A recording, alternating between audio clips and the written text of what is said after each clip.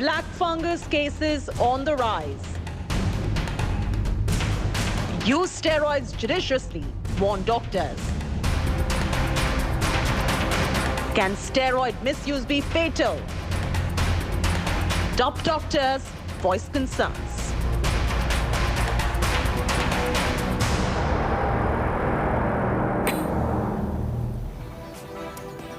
Hello and welcome and a very good morning. I'm Chaiti Narula. Today we're discussing a very pertinent topic to India, which is the non-judicious use of steroids and linking it to the COVID treatment.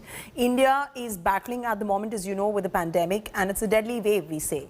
There are some things that make things worse outside of COVID itself, outside of the delayed treatments, the non-availability of hospital beds, the health infrastructure collapsing, the lack of ECMO treatments, or even the healthcare workers who know how to operate it, the lack of ICUs. The big problem is also the non-judicious use of steroids that make things worse to bring the patient to a critical condition like that. It can cause complications, and in some cases the non-judicious use of steroids can even lead to death. Please don't misunderstand us. We're not saying do not use steroids. Steroids are very important life-saving drugs, but the non-judicious use is what causes complications. We are being joined today by two prolific guests on the show. One is, of course, Dr. Prateek Samdani, who's a critical care physician on the front lines who has been treating COVID patients in India day in and day out, and Professor Dr. Vincent Rajkumar, who's joining us from the Mayo Clinic in the United States of America, who's doing extensive research on this, and both of them are going to be walking you through what is the judicious use of steroid protocol that must be followed for doctors and for our viewers. Before we go to our doctor guests on the show, to understand these red flags about the steroid use, here's a quick look at the medications that are being used to treat COVID patients. My colleague Sneha Murdani explains. So what are the medications then? Dexamethasone is used. What is dexamethasone? It is a glucocorticoid medication, a steroid used to treat rheumatic problems, a number of skin diseases, severe allergies, asthma, chronic obstructive lung disease, croup, brain swelling, eye pain following eye surgery, and along with antibiotics in tuberculosis. Medications like remdesivir and tocilizumab and convalescent plasma also is explored when the patient is suffering from moderate illness. Let's tell you what these drugs are. Remdesivir is a drug made to treat Ebola.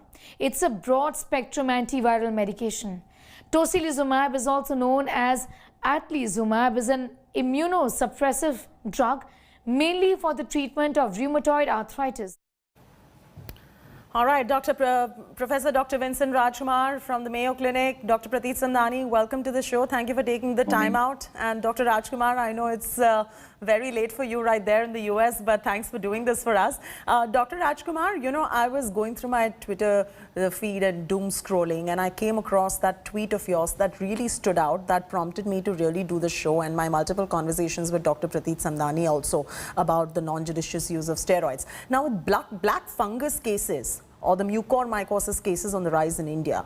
Dr. Vincent, you made a plea on Twitter to reduce the steroid use. Are steroids, in your opinion, not being used judiciously at the moment in India? And when is it necessary? What is the right time? What is the duration? So thanks so much for having me. I think the first thing that we need to explain to viewers and make it very clear is that steroids are not antiviral drugs. They don't kill the coronavirus. They are anti-inflammatory and they are immunosuppressive. They have a role to play because we have randomized trials that show that when you use it properly, it can save lives. But it's needed only for a very small number of patients. Patients who, after the first week of illness, they have hypoxia, low oxygen concentrations in the blood. That is the time to use it. And if you use it too early, you will inhibit the immune system trying to fight the virus, and the virus will divide and cause other problems. If you use it at a high dose, higher than recommended, or if you use it for too long, it's recommended only for 5 days, then you're going to have additional secondary complications, bacterial infections, fungal infections. So I call it a double-edged sword. You have to use it judiciously And from all the reports that I'm hearing, I mean, my tweet, I had overwhelming number of direct messages, quote retweets, replies, but that's nothing compared to the number of patients who've contacted us directly, because we've had friends and family and physicians we keep in touch with, the media. Steroid use is rampant, and not just rampant, it's high doses, prolonged duration of therapy, and no wonder you're dealing with drug-resistant secondary bacterial infections, drug-resistant candida infections, and most importantly, this mucormycosis, otherwise called as the black fungus. Right. Dr. Vincent Rajkumar, that is a matter of huge concern. Now, I want to come to Dr. Prateek Samdani, who is actually treating these critical care patients in India. Dr. Samdani, as Dr. Rajkumar just explains, that the judicious use of steroids is a must, and in the US, they do follow a certain level of protocol when it comes to administering these steroids as well. What is going wrong in India? I mean, outside of a few top doctors who are judiciously using, like you, there are many doctors who are administering these steroids in the early stages of COVID. So dexamethasone has become almost synonymous to paracetamol when it comes to treating COVID patients. And how harmful is that? Yes, Chetty, I do agree that there are a lot of doctors who are prescribing dexamethasone or prednisolone or methylprednisolone or any other form of steroid that's available in the market very early in the disease. Now, as Dr. Vincent just said, they are actually immunosuppressive. We've been talking during this whole pandemic of COVID, how do you improve our immunity? What do we do to improve our immunity? That's left aside. We can't do something to beat our immunity down. So if you use steroids early, injudiciously, you're going to harm yourself by causing more infection risk and beating your immunity. So steroids use must be done only in the inflammatory phase of the illness. That means if you're on oxygen, if your saturation is dropping, and that usually happens after the first 5 to 7 days. You should not be using steroids early. If you use steroids early, actually the virus is going to multiply much more later during the course of the illness. And we have this data now from the MERS, from the SARS-CoV-1, from the respiratory syncytial virus in the past, all our respiratory infections like influenza, the moment they've used steroids early in the disease or even later in those illnesses, you've actually had a worsening outcome. However, as far as COVID is concerned, the recovery trial has shown us that if you use steroids judiciously at the correct time for the correct patient and for the right duration, that means no more than 7 to 10 days, steroids certainly are life-saving. It's not a drug like an antacid or a paracetamol that you use for someone who comes to you in the clinic on the first day or fifth day. Right. I just want to also now understand, and just to establish the lay of the land and why we're doing this particular show. Dr. Vincent Rajkumar, the cases of black fungus or mucormycosis are on the rise, and through many conversations with many doctors, I've understood that that could be fatal. There are facial disfigurations, somebody is having to remove their eyes.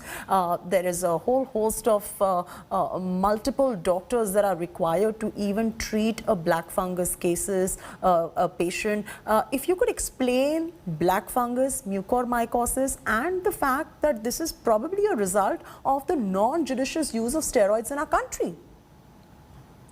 So, I think there are multiple factors that are responsible for mucormycosis, one of which is diabetes. Diabetes is more prevalent in India, and high blood sugars, uncontrolled diabetes, even without steroids, is a big risk factor. When you give steroids, blood sugars go up. You can make someone diabetic by high doses of steroids. So if you are already diabetic and then you add steroids, then you have a double whammy, and that increases the risk. The third problem is many of our patients in India are getting antibiotics, which, again, are not necessary for COVID, whether it's azithromycin or doxycycline. These are broad-spectrum antibiotics that disrupt the normal flora of the body. So what happens is then fungus, like black fungus or candida, can grow. So you have these three factors: the antibiotic use, the steroids, the high blood sugars from diabetes, and particularly if they're not controlled well. You have a immunosuppressed patient that is just susceptible to something like this happening. I am not sure what the other factors are. If there is something else that we need to be concerned about, particularly the oxygen. And I'm just hearing reports of mucor and Amphotericin B shortages, which is just stunning to me because, that's not something we have encountered in the US with so many thousands. As you know, we have 33 million COVID patients in the US diagnosed. I'm just puzzled about that problem. And also, if you could give us a little bit of perspective, remember, you and I were talking about the cancer research that you're doing, and when you administer steroids, it's actually used to kill those particular cancer cells, and link it to now what it does to when you administer it non-judiciously on COVID patients, Dr. Vincent. Yes. I'm a cancer researcher, and one of my contributions to cancer research is finding out that high doses of steroids harms patients. So I treat a cancer called multiple myeloma, and it is the cancer of plasma cells. Now, plasma cells are the cells that make antibodies and help us fight infection. Now, whether you get a vaccine or a viral infection, the antibodies are the ones that come up. Now, we use steroids to kill plasma cells. So that's how powerful these drugs are in immunosuppressing someone. And so what we found in the studies that I did, I'm talking about almost 20 years ago, is that high doses of steroids cause higher risk of death, higher risk of blood clots, higher risk of infections. And we now, even in the cancer situation for multiple myeloma, have now routinely started using only low-dose steroids. The recovery trial used, I think, 6 milligrams of dexamethasone.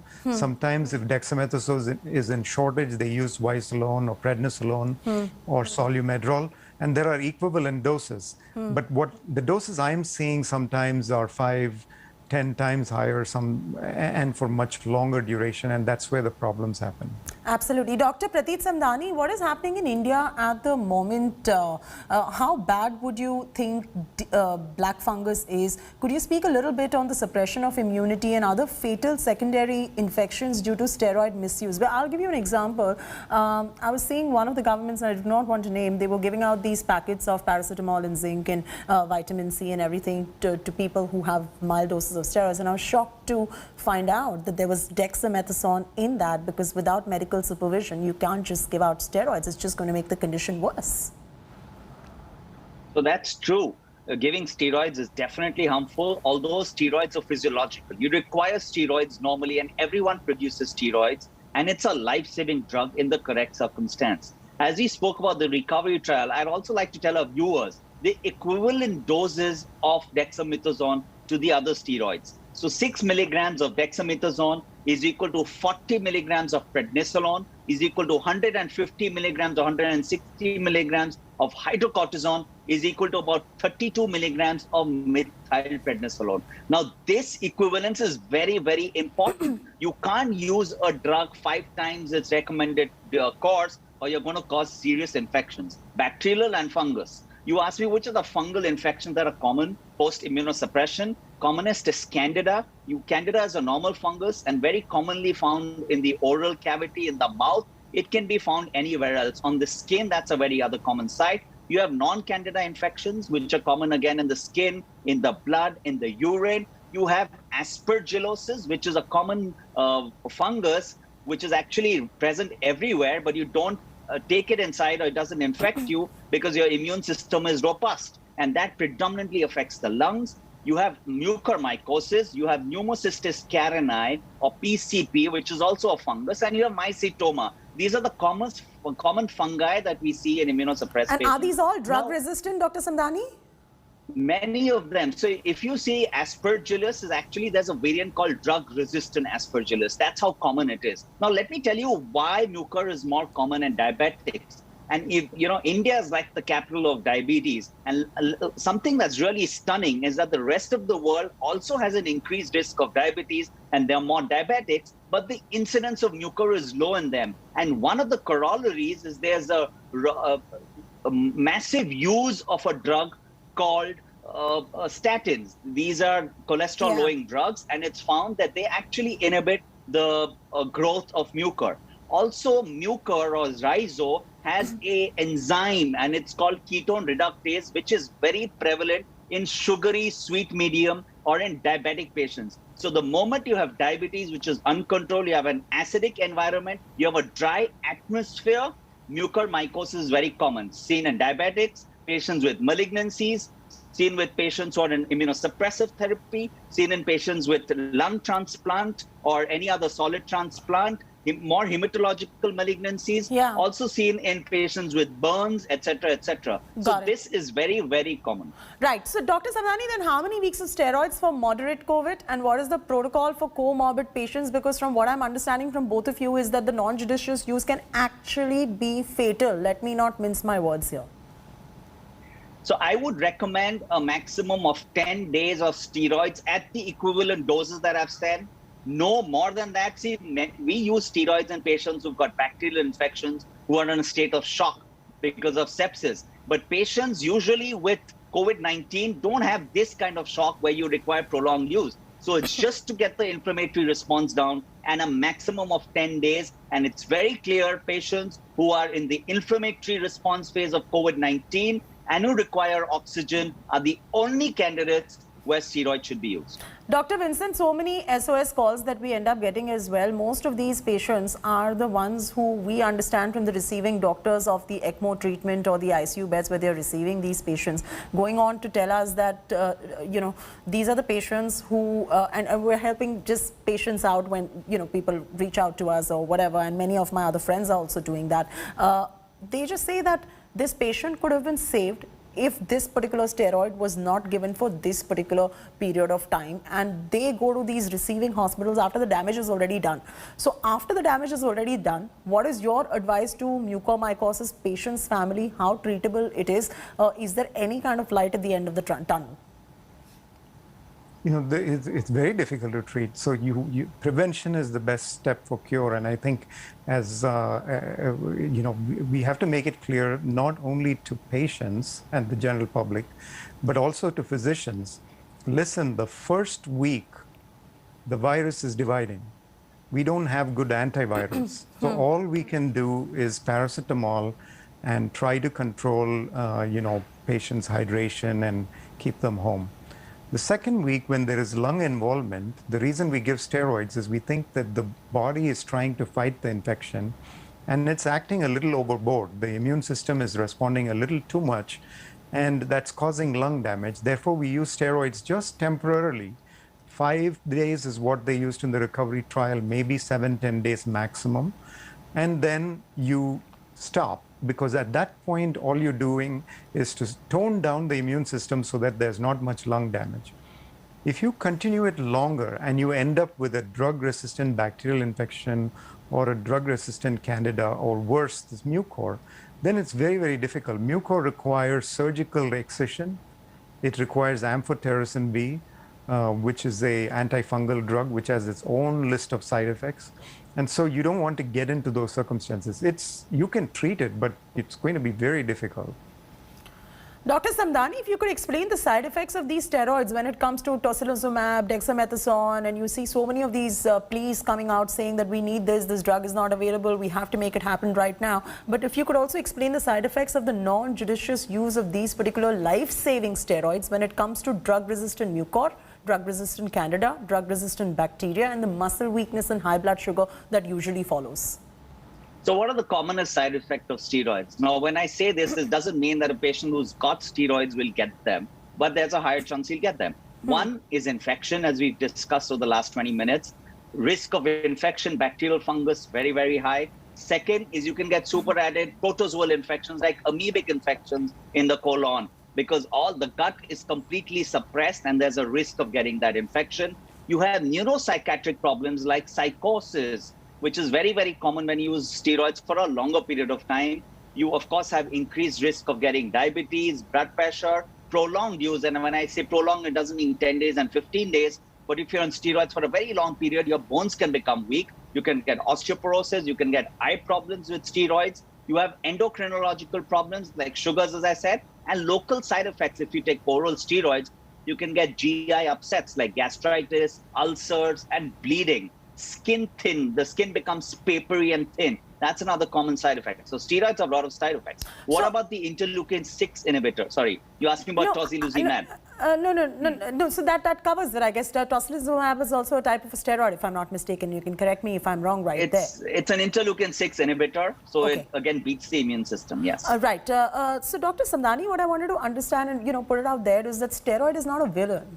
So this is not a show that deals with telling you the steroids are villains and do not take it. I also want you to explain to our viewers on a winding note, and I'm going to come to Dr. Rajkumar also on this, that they are not villains. Just warning the doctors on following certain protocol and the plan they need to follow when it comes to the judicious use, because somewhere what I'm picking up from all of you is that it is not COVID that is turning out to be fatal. It is the non-judicious use of these medications that's turning out to be fatal. Okay, so steroids are naturally produced in the body. They have a physiological role. So the physiological role is a response to stress. So they have a stress response. Whenever you're under stress, the steroids from the body are released at a higher dose. They have an immune response. They help your immunity, but excessive will beat your immunity. They're required for protein catabolism. They're required for carbohydrate metabolism.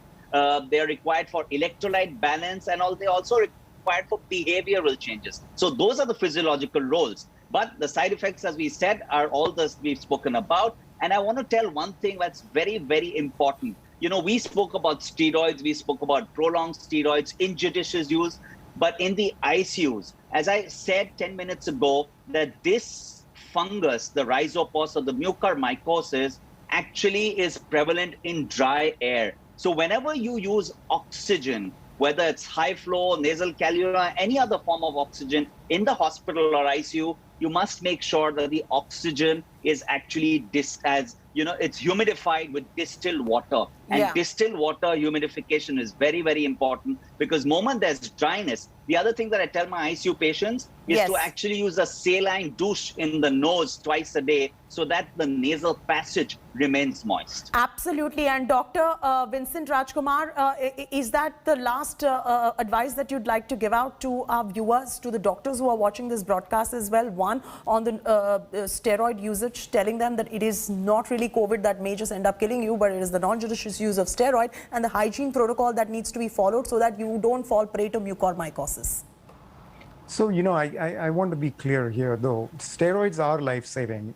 If somebody is hypoxic and you give it at the right dose, right duration, it saves lives, no question. And that's what we found in the recovery trial. So these are very important medicines. They are one of the best medicines we have to treat COVID when patients get hypoxic. So when patients get hypoxic, do not hesitate to use it. Use it for the right duration, right dose. You will save lives.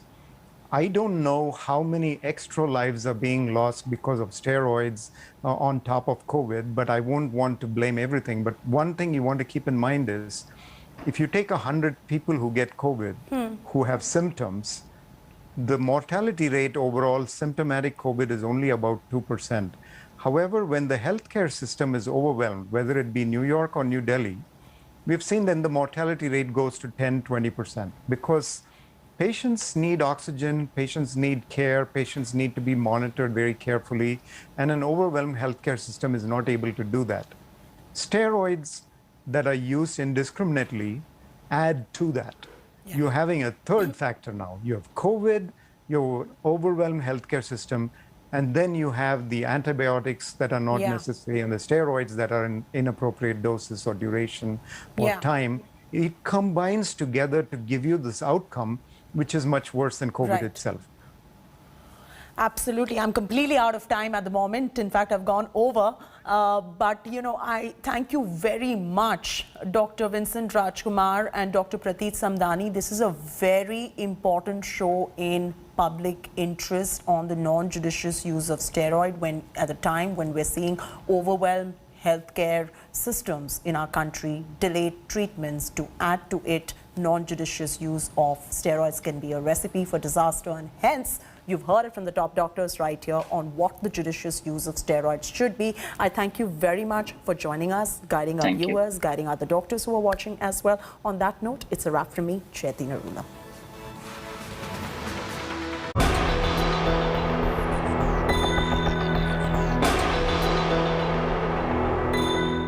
Keep watching India Today. Remember, do mask